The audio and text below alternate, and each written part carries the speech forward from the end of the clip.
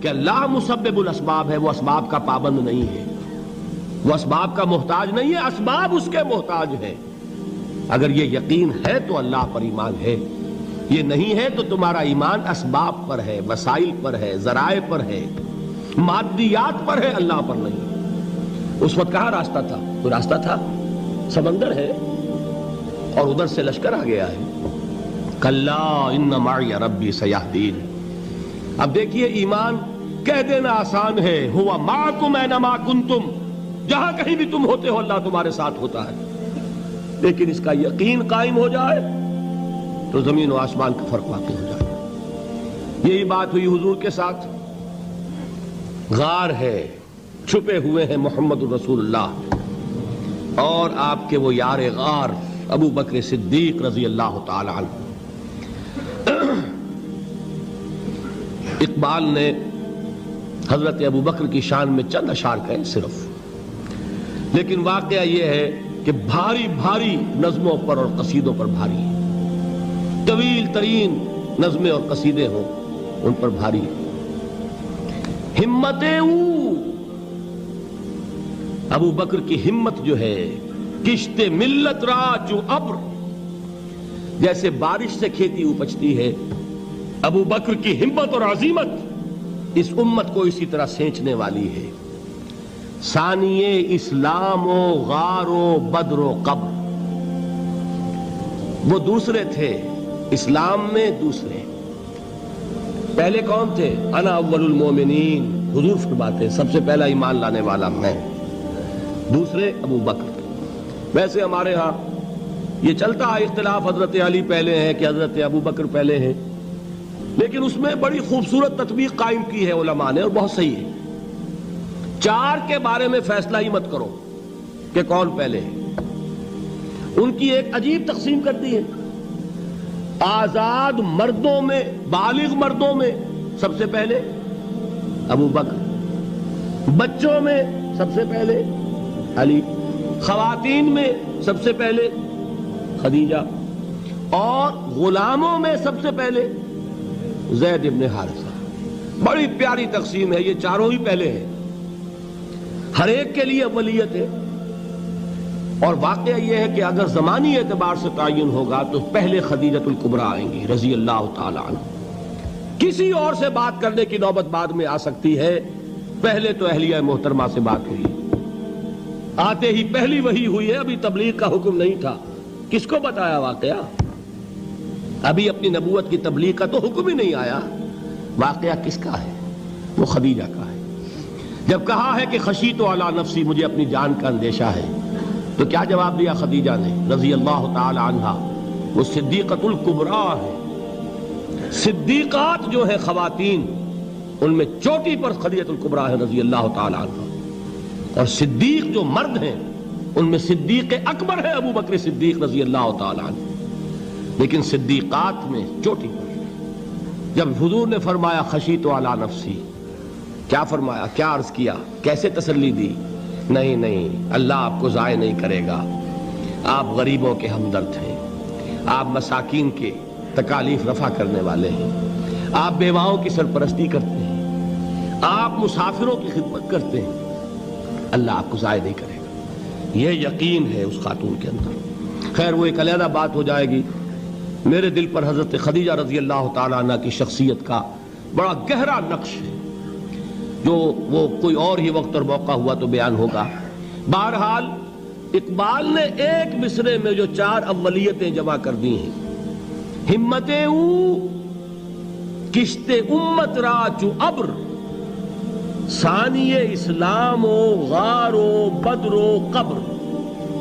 اسلام میں حضور کے بعد پہلے کون؟ ابو بکر۔ غار میں حضور کے ساتھ کون؟ ابو بکر۔ بدر کی رات اللہ کا رسول سربسجود، وہ جھاڑ، وہ گھاس پھوس کی جو جھوپڑی بنائی گئی تھی، اور وہاں تلوار ننگی لے کر پہرا دینے والا کون؟ ابو بکر۔ اور اس حجرہ عائشہ میں محمد کے بعد سب سے پہلے دفن ہونے والا کون؟ ابو بکر رضی اللہ تعالی عنہ وصلی اللہ علیہ وسلم۔ وہ جو معاملہ میں سنا رہا تھا غار ثور کا، حضرت ابو بکر بھی حضور کے خیال سے لرز گئے ہیں. آپ کو یاد ہوگا کہ جا کر پہلے تمام جتنے سوراخ تھے انہیں بند کیا ہے. ایک سوراخ رہ گیا تھا جس کو بند کرنے کے لیے کوئی کپڑا نہیں تھا. وہاں اپنی ایڑی رکھی ہے. تب کہا ہے حضور سے تشریف لائیے, اور اپنے زانو پر حضور کو لٹایا ہے. اور وہاں کسی موذی جانور نے کاٹا ہے. حضور کی آنکھ لگ گئی تھی. اس وقت اس بل کے اندر جو بھی بچھو ہے کیا ہے واللہ عالم, اس نے کاٹا ہے. اس کی تکلیف کی وجہ سے ابو بکر کی آنکھوں سے آنسو ٹپک گئے. حضور کے چہرے مبارک پر پڑے ہیں تو حضور جاگے ہیں. معاملہ کیا ہے؟ ایڑی نہیں ہٹائی وہاں سے, مبادا وہ جانور وہاں سے نکل کر محمد الرسول اللہ کو کوئی گزن پہنچا دے. ابو بکر کی ایڑی ہے, جس طرح چاہے کھا لے, ختم کر دے, جان نکل جائے تب کوئی آنچ آئے محمد پر تو آئے, لیکن جیتے جی نہیں. وہ ہے ابو بکر. حضور کے خیال سے اس وقت حضور نے پھر اپنا لعاب دہن لگایا ہے, اور اس سے پھر آپ کی تکلیف ختم ہوئی. جیسے خیبر میں حضرت علی کی آنکھ دکھ رہی تھی, اس کو جو شفا حاصل ہوئی ہے وہ بھی حضور کے لعاب دہن سے ہوئی. تو بہرحال اس وقت انہوں نے کہا ہے کہ اے نبی یا رسول اللہ, اگر اس وقت ان میں سے کسی نے غیر ارادی طور پر بھی اپنے قدموں کی طرف جھانک لیا تو پکڑے جائیں گے. کیا جواب تھا اللہ کے رسول کا؟ لا تحزن ان اللہ معنا. اللہ ہمارے ساتھ ہے, کیوں گھبراتے ہو ابو بکر؟ یہ ہے ایمان باللہ. میرا مالک اللہ, میرا رازق اللہ, میرا محافظ اللہ, میرا مددگار اللہ, میرا پشت پناہ اللہ, میرا دوست اللہ. یہ دوستی ہے اللہ کی جو لب لباب ہے, حاصل ہے ایمان کا. اسی کا نام ولایت ہے. اولیاء اللہ کے سروں پر سینگ نہیں ہوتے. جس کے دل میں ایمان راسخ ہو چکا ہو وہی اللہ کا ولی ہے. جسے اللہ پر یقین ہو چکا ہے وہی اللہ کا ولی ہے. جسے یقین ہے اللہ میرے ساتھ ہے, میرا مددگار, میرا پشت پناہ, میرا ساتھی, میرا دوست, میرا محبوب, میرا محب. اللہ اہل ایمان سے محبت کرتا ہے. واللہ یحب الصادقین. ان اللہ یحب الذین یقاتلون فی سبیلہ صفا کانہم بنیان مرصوص. اللہ محبت کرنے والا, اہل ایمان محبوب, اور اہل ایمان محبت کرنے والے اللہ محبوب. والذین آمنوا اشد حبا للہ. آپ تصور کیجئے جسے یہ رشتہ ایمان یا رشتہ ولایت حاصل ہو جائے, الا ان اولیاء اللہ لا خوف علیہم ولا هم یحزنون. آگاہ ہو جاؤ, اللہ کے دوستوں کے لیے نہ کوئی خوف ہے نہ کوئی حزن ہے. اور میں بیان کر چکا تھا, خوف اور حزن کے خاتمے ہی کا نام امن ہے. زوال خوف, زوال حزن. یہ خوف اور حزن کیوں آتے ہیں بار بار؟ اللہ تخافوا ولا تحزنوا, دونوں آ گئے. الا ان اولیاء اللہ لا خوف علیہم ولا هم یحزنون, پھر وہی دو. وہ کیوں ہے؟ خوف ہوتا ہے کسی مستقبل کی بات کا, یہ نہ ہو جائے, وہ نہ ہو جائے, یہ نقصان نہ پہنچ جائے, یہ تکلیف نہ ہو, یہ غضب نہ آ جائے. خوف ہے مستقبل سے. حزن ہے یہ کیوں ہوا, یہ نہیں ہونا چاہیے تھا, یہ میرا فلاں چیز میرے ہاتھ سے جاتی رہی ہے, فلاں موقع نکل گیا, اب بیٹھے ہوئے ہیں اندر ہی اندر کڑ رہے ہیں, صدمہ ہے اور رنج ہے.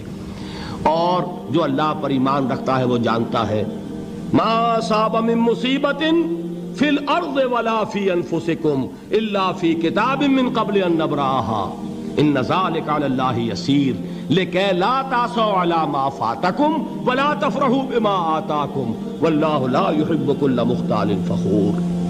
اس زمین میں یا تمہاری جانوں میں کوئی تکلیف, کوئی مصیبت نہیں آ سکتی سوائے اس کے کہ جو اللہ نے لکھ دی ہو, اس سے پہلے کہ وہ ظاہر ہو.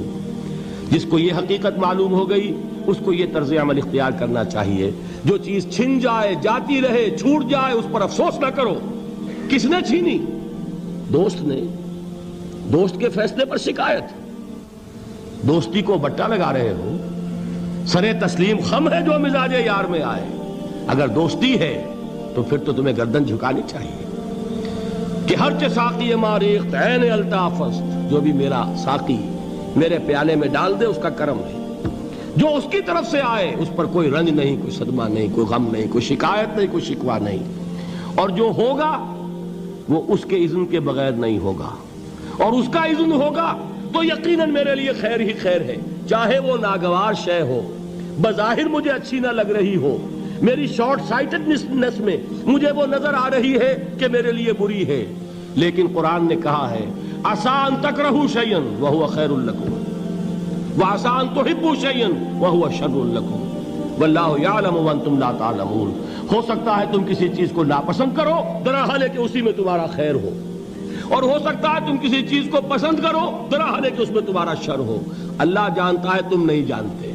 جب مجھے یہ بات معلوم ہو گئی، میں نے اپنا معاملہ اللہ کے حوالے کیا۔ سپردم بے تو مایا خیش را تو دانی حساب کم و بیش را، اے رب جو تو چاہتا ہے وہ ہو، تیرے علم میں جو شے میرے لیے خیر ہے وہ ہو جائے، میری کوئی پسند نہیں، میری کوئی چاہت نہیں، یہ ہے راضی برضائے رب۔ اکبر الہ آبادی نے اسے کہا ہے رضائے حق پہ راضی رہ، یہ حرف آرزو کیسا، خدا خالق، خدا مالک، خدا کا حکم تو کیسا۔ جب میں آ گیا بیچ میں، میری پسند، میری مرضی، میری خواہش، میری چاہت، یہی تو شرک ہے۔ ما شاء اللہ کان وما لم یشاء لم یکن، جو اللہ نے چاہا وہ ہوا، جو اس نے نہیں چاہا نہیں ہوا، اختیار اس کا ہے، میرا تو نہیں۔ رضائے حق پہ راضی رہ، یہ حرف آرزو کیسا، خدا خالق، خدا مالک، خدا کا حکم تو کیسا۔ اقبال نے اسے کہا ہے فارسی میں، اب آپ کہیں اس کا ترجمہ بھی کرو تو وہ مجھے ذرا اس وقت کچھ بہت ہی بدذوقی کسی بات نظر آئے گی۔ جائیے پوچھئے کسی سے جسے فارسی آتی ہو۔ بروں کشید ز پیچا کے ہست و بود مرا، چے اقدہا کے مقام رضا کشود مرا۔ مجھے تو تمام پیچ و خم سے نکال دیا اس مقام رضا نے۔ میں راضی برضائے رب ہوں، جو فیصلہ اس کا میں اس پر راضی۔ تو کہاں کا حزن اور کس کا خوف؟ یہی زوال حزن اور زوال خوف، یہی ہے امن، یہ نتیجہ ہے ایمان کا۔ تو جان لیجئے یہ ہے لب لباب، یہ ہے حاصل ایمان کا۔ یہ ہے تو ایمان ہے، یہ نہیں ہے تو ایمان نہیں۔